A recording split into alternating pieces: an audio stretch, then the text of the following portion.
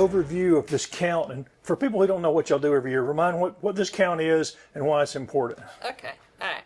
So each year we do something that's called a point in time count. So the point in time is you just pick a single night of reference, and you want to have an idea of how many people were unsheltered on that night, people who are homeless.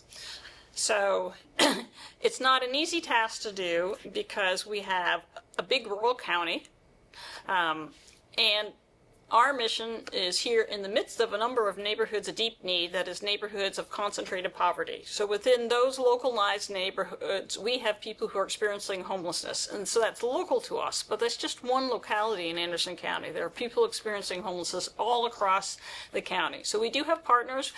We work with the sheriffs, we work with the City of Anderson Police, we work with Upstate Warrior Solution, who helps us with veterans who are experiencing homelessness, and we work with other parts of Anderson County that touch people who are experiencing homelessness. And we ask the question, on this night, where are the people that we can encounter who are experiencing homelessness?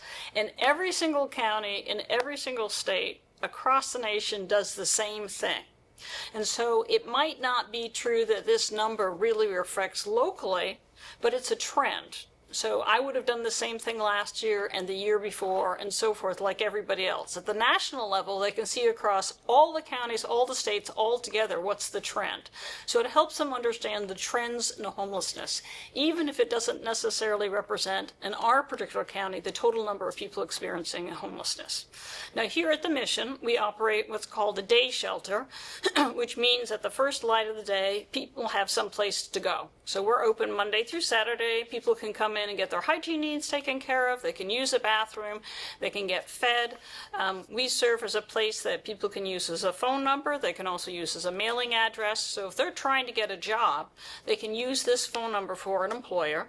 If they're trying to make sure they have all the documentation that they need so they can get a job, because you would need a driver's license, or you'd need an SCID, you'd need a birth certificate, you'd need your social security card. And if you didn't live anywhere, that might not be secure. So we have places where they can secure their employment-ready documents, and then we have other things that can help them connect to employers. We also do basic needs such as clothing, so if they need to get to replace their clothing if something has happened to them, or it's wet, like this morning was wet, there are a number of people who need replacement socks, those kinds of things. We can help people be prepared for that. We also have partners that we work with that specialize in things. One of our really good friends is Alton Wilkes Society. They will get specialized employment-ready clothes and shoes. So if you are working in a kitchen and you need no-slip shoes, or if you're working in production and you need to have steel-toe boots or any other type of specialized gear, that agency will get those things for them. So we would have gotten someone to the point they could have gotten a job, and then she will help out with the things that are very expensive, but they would need in order to get employed. So we're always interested in who is experiencing homelessness and where they are and how we can connect to them. And these numbers, how will these numbers be used to help you guys do what you do and help fund things? How are these numbers, how are they helpful to you?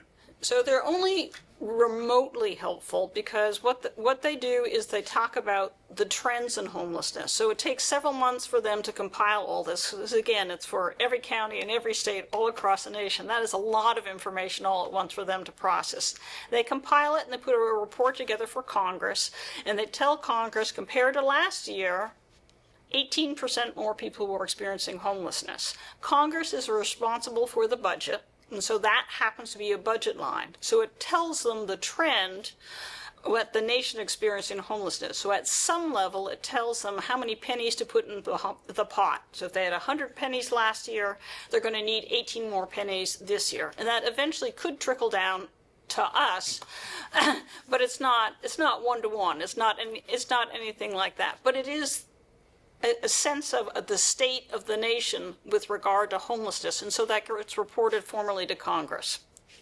Okay, let's kind of go through the Anderson numbers here and talk about what was changed between 24 and 25. First of all, you had a bigger count. You had more people this time. You counted, right? Right, that's correct. So 365 versus 296. That's correct. 246 was up from 232. Mm-hmm. Right? Right. And this year there's 246 people unsheltered. Right. And so part of what you have to look at carefully in those numbers, it says 246 people were unsheltered, but it also says of the people who were sheltered, 66 of them were in seasonal beds. A seasonal bed is not available continuously. It's only when the weather conditions are bad enough that we are allowed to have a seasonal emergency opening. So there are 66 people who otherwise would not have had shelter if the weather hadn't been bad enough that we were allowed by emergency management to offer them shelter. Yeah, 119 of that group you talked about was emergency shelter. So essentially, almost half of the people who are unsheltered.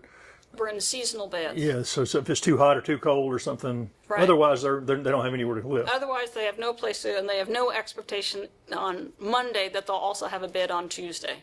But the large number of people that we see means there are people who need shelter all the time. I don't know if you had an opportunity to dig down into the domestic violence beds that we have. In the housing inventory count for Anderson County, we have 5 domestic violence beds. On that night of reference, they were completely full. But if you look at our overall data of the people who were experiencing homelessness, there were 26 people who were domestic violence victims. 21 of them had no place to go. And it's, I was just looking at the trends. The number of men's way up. Maybe that's partially because of the count, but the number of women's slightly down. Right. So women in general are hard to count unless you have only women-facing operations and programs. Studies at the national level and at the state level tell us that at least 50% of the people who are women who are experiencing homelessness are as a result of intimate partner violence. So if we operate a day shelter in which both men and women can both come, women who are fleeing from domestic violence aren't going to come to a mixed gender program.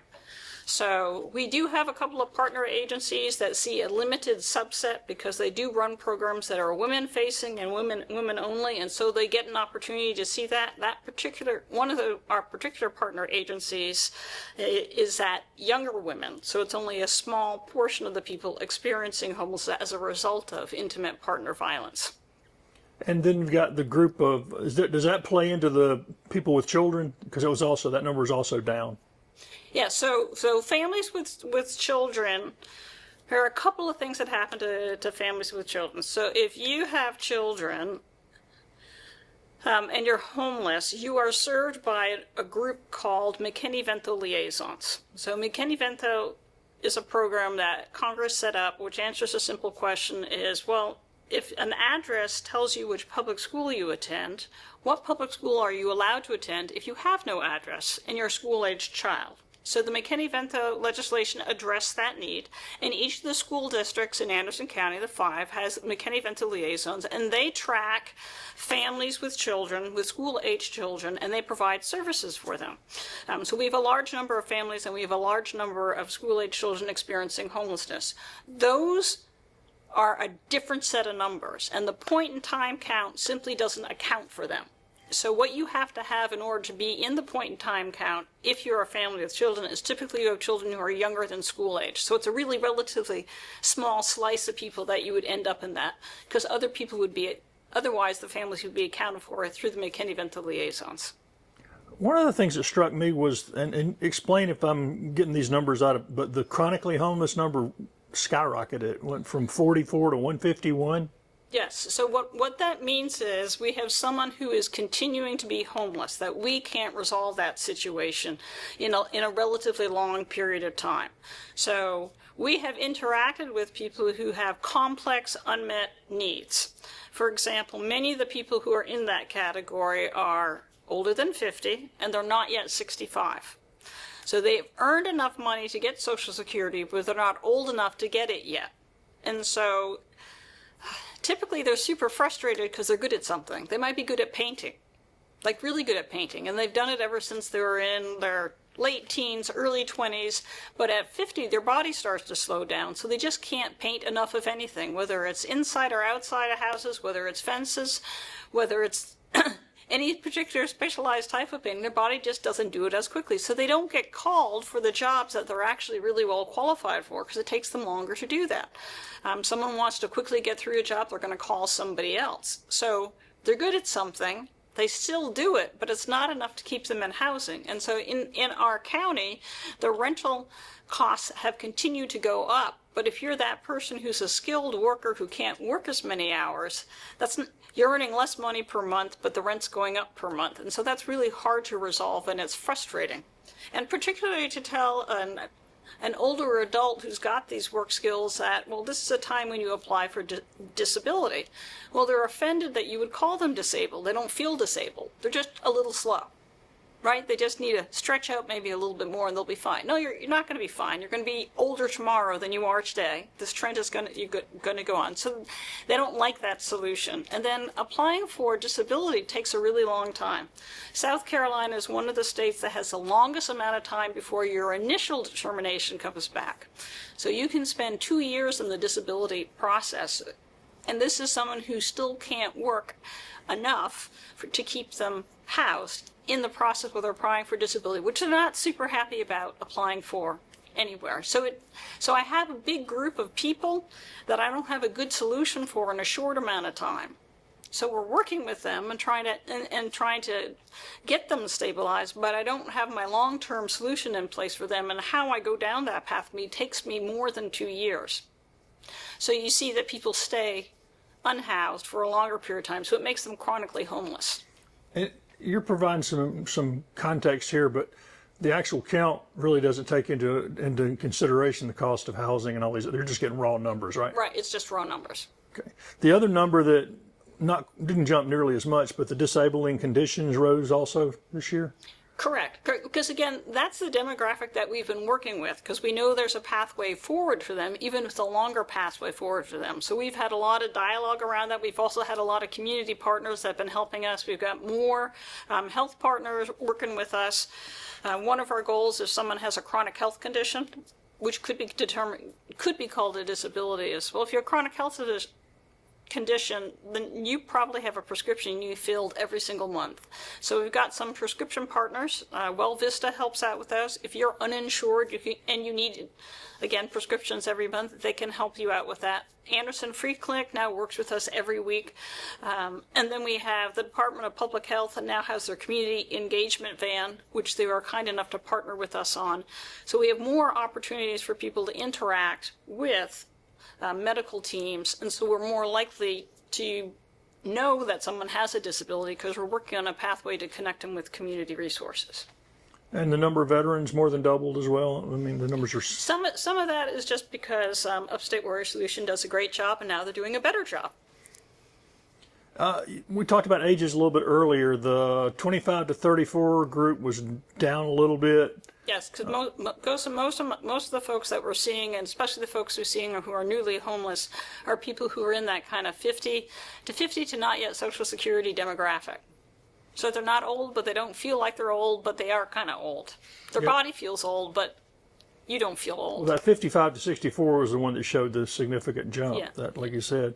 Yes. And it's also the way they happen to report the numbers. The way we track the numbers is 50 and up, and they split that. So you've got 45 to 54 and then 55 to 64. But I know the actual demographic from 50 to 64 is the largest of the age groups that we track.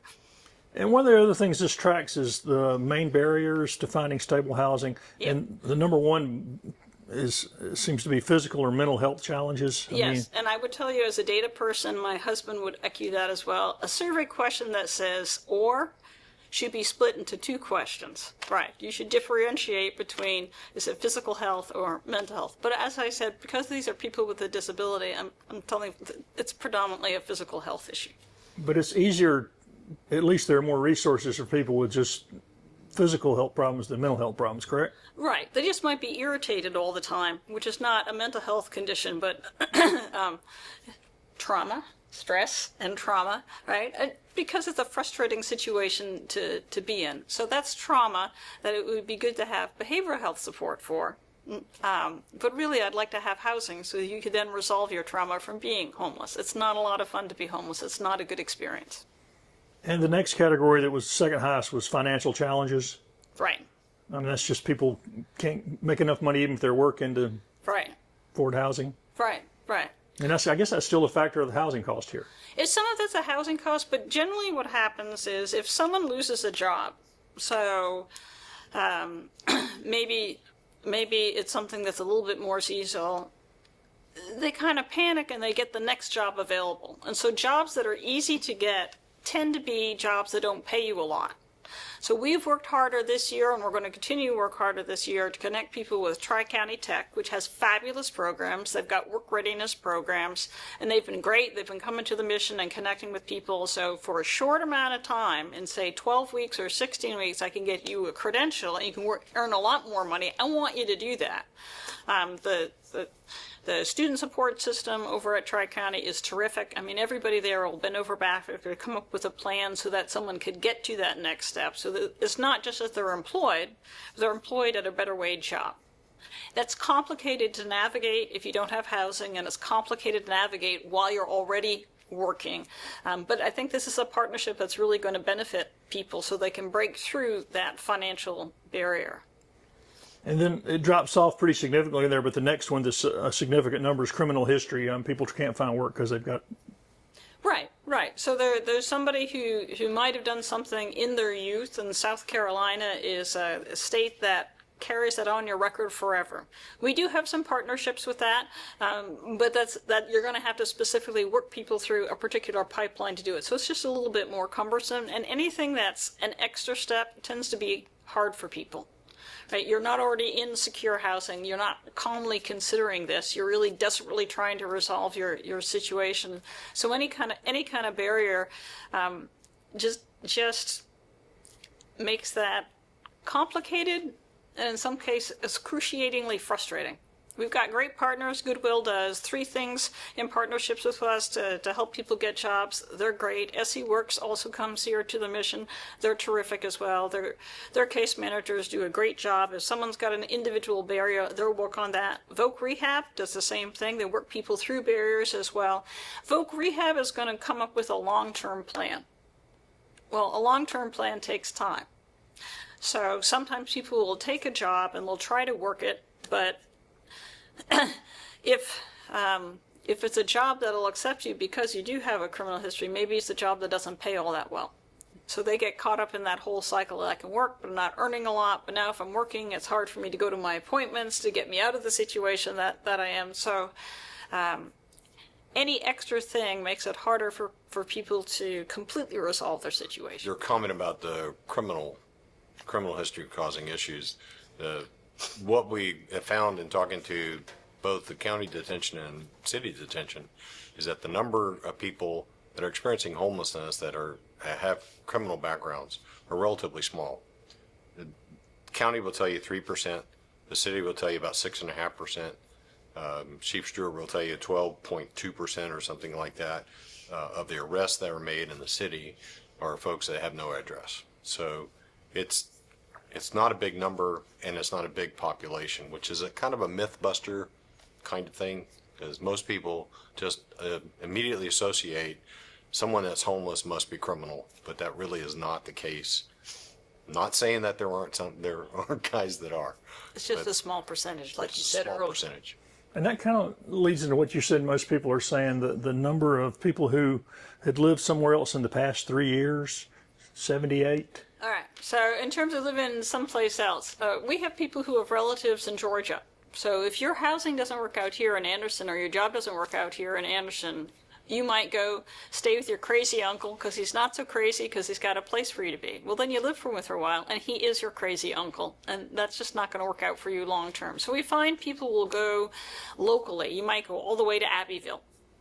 But people tend to have relatives in the upstate or just across the border in Georgia. So the vast preponderance of the people who said they've been someplace else, it's someplace in easy commuting distance. They're not just strangers who are showing up out of nowhere here. Many of these people will have graduated from our local high schools. All right, this next one, I don't know how y'all want to talk about it, because this is sort of, I know this is at the heart of a lot of what y'all been talking about. It's talking about inventory. So how do we want to deal with this? I mean, I know we'll talk about from the count, but also just the need. I mean, you want to talk about the count and then you talk about the need, or how y'all want to do this?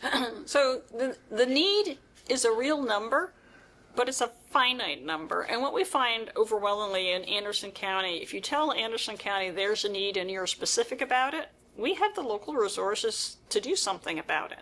So whether it's a shelter where, like I talked about, these older adults, if I had a shelter where they could just pause and we could address some of the issues and we could get them into a better job, that we could take the extra time to get them in a job, then they would take the skills they already have and they would move them to another occupation, because they've worked, part of their frustration is they've worked so long and so well that it's hard for them to believe that they can't keep themselves. So if I had a shelter to put those people in, it would give me an opportunity to just slow down their anxiety and say, no, you really can transfer your job skills. Let's work with vocational rehab. This is what they do all the time to help people get into different lines of work. Now that I have some place to shelter you, then you can have a slower process. You're not concerned about figuring out, all right, we're going to get into a hotel for 3 nights out of the week and doing everything in a hurry. It would just slow the process down and we'd have better solutions for that. And although we do need a specific type of housing inventory, it's a finite number. We know what that number is and we could have a plan to achieve it. So probably one of the biggest problems that we've talked about over the last several years is that we have exactly one emergency shelter in Anderson County. And we're grateful for the Salvation Army right across the street from us. But 22 beds for men, 10 for women is not enough to serve the population that are experiencing homelessness. And so we're working very hard to explain what that number is and what our needs are. And it is, as Zoe has mentioned several times, it's a difficult thing to nail down. The pig count is not necessarily the number to concentrate on, but it does show the trend, and the trend is up. And it's going to increase. Our population is up. It's not necessarily a functional population, but it's reflective of the number of people that are here in Anderson County. A lot of people are attracted to come here because we have all kinds of jobs. And so they may come across to try to get to a job, but they're living with somebody and that doesn't work out. And so they end up being homeless because they have no place to go. But that's Sometimes the job announcements are ahead of the jobs as well. So. Right.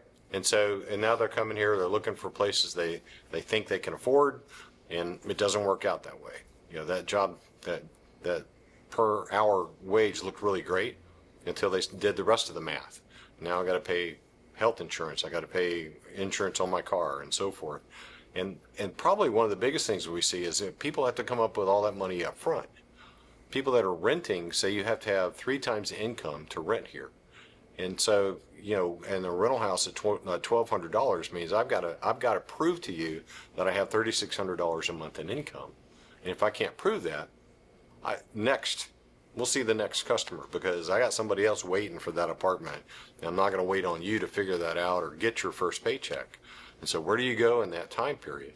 The beautiful thing about having a shelter that has the capacity to handle a variety of kinds of people is that they can wait long enough to be able to get through that process. The next thing they have to have are exits. They have to have a place to go. You can't stay in the shelter forever. And so one of the things that we're working on is transitional housing.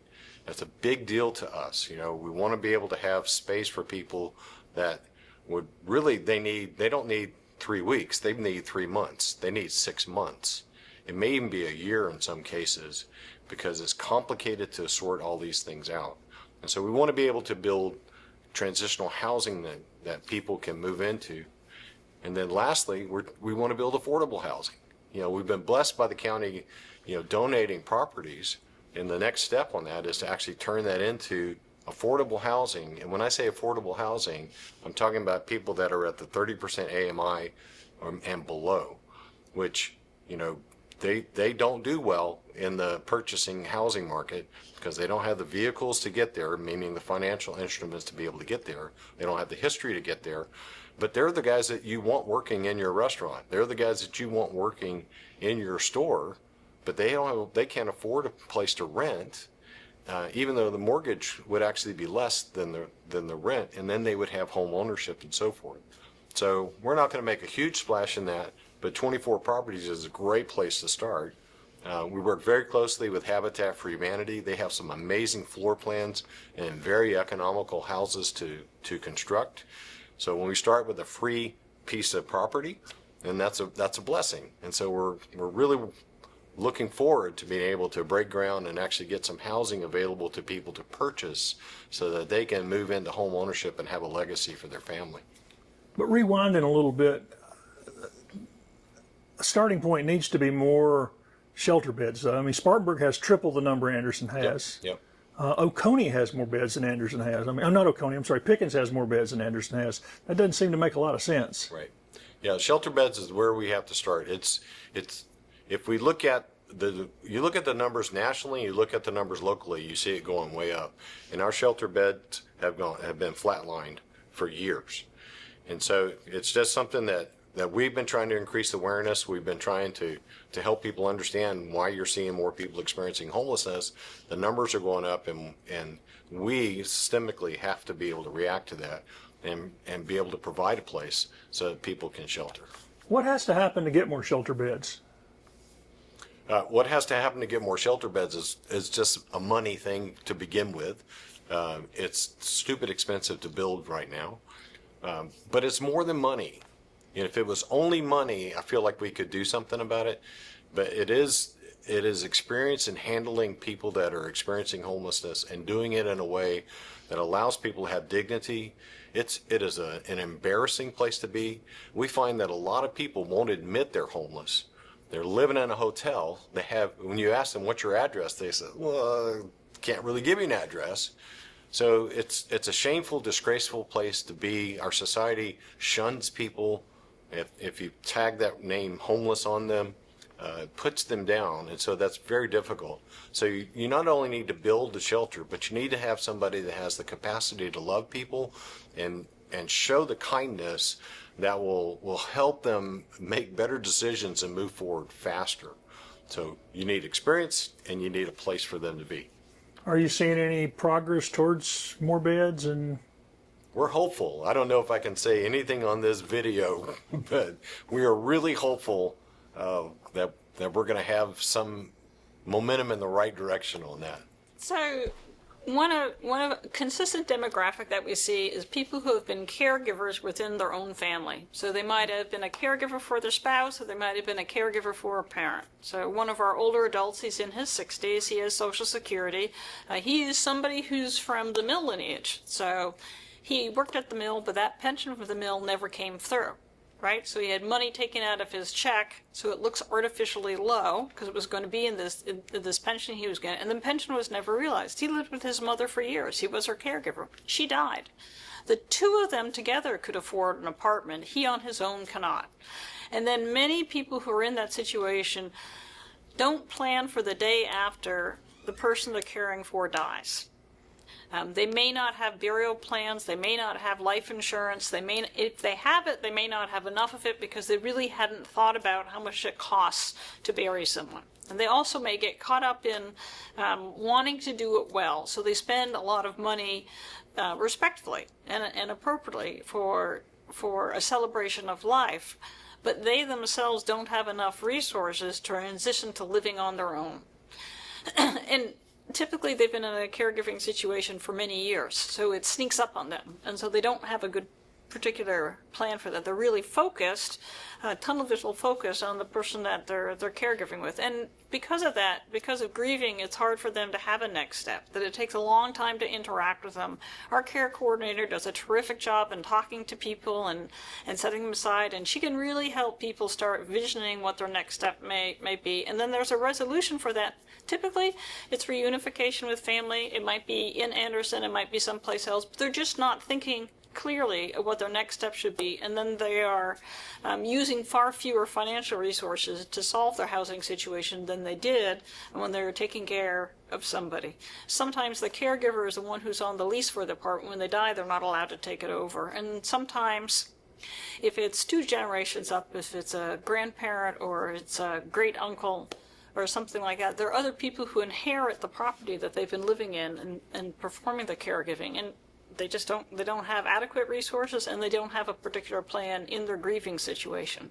So that's a consistent demographic. But here at Hope, y'all have a housing navigator. Remind people what housing navigator does and what success y'all have had finding housing for people. Oh, that's a good point. So in addition to having a housing navigator, we've got a couple of other resources that we're super excited about. So I talked about a care coordinator who obviously works with supporting people in their health situation as sort of the next step. We've got case managers now, and they've got a special capacity. They're allowed, because we belong to the continuum of care, they're allowed to study a free curriculum to be a SOAR specialist, which is an acronym for another long acronym, but it allows them to fast-track disability paperwork for people who are chronically homeless. So we're hoping to get our first 2 SOAR specialists, who are also case managers, certified later this month. They finished the training. We're just waiting on the paperwork to come back from the state-level agency that certifies them. So case managers can help people with benefits. They can help people with making sure that they're employment ready, and just work people through complicated paperwork. That is their specialty, is that they can help people navigate that. So we've got people who can do that, and they also help people establish their budget. That helps them get prepared to talk to our housing navigator. Our housing navigator has a curated list of properties. He's got both private landlords as well as property managers that he works with on a consistent basis, so he can find a good match for people.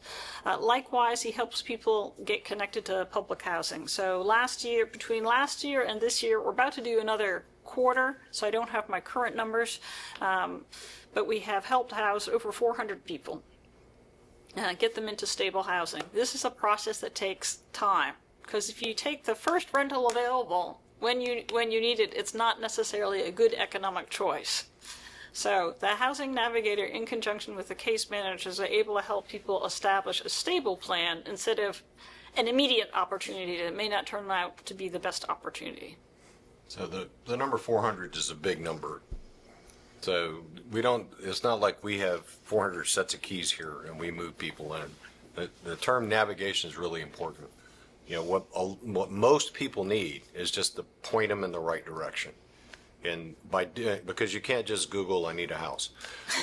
It takes someone that's been working in the market, that has some ideas of where to point people. And so a lot of people they solve their own problems. They just needed to know where to go. And so that number that Zoe mentioned is huge. But it is something that we're able to do because we can point people in that right direction. There's a much smaller number that we're excited about, that we actually get to assist in moving into housing, where we are part of that process and we help them with, some portion of that, some barrier that might have been. For one elderly lady, she had 2 rental units to store property because she thought she was only going to be out of a house for a month, and it ended up being 2 years. So by being able to consolidate those storage units, we cut her bill in half, and we were able to help her work with that kind of stuff.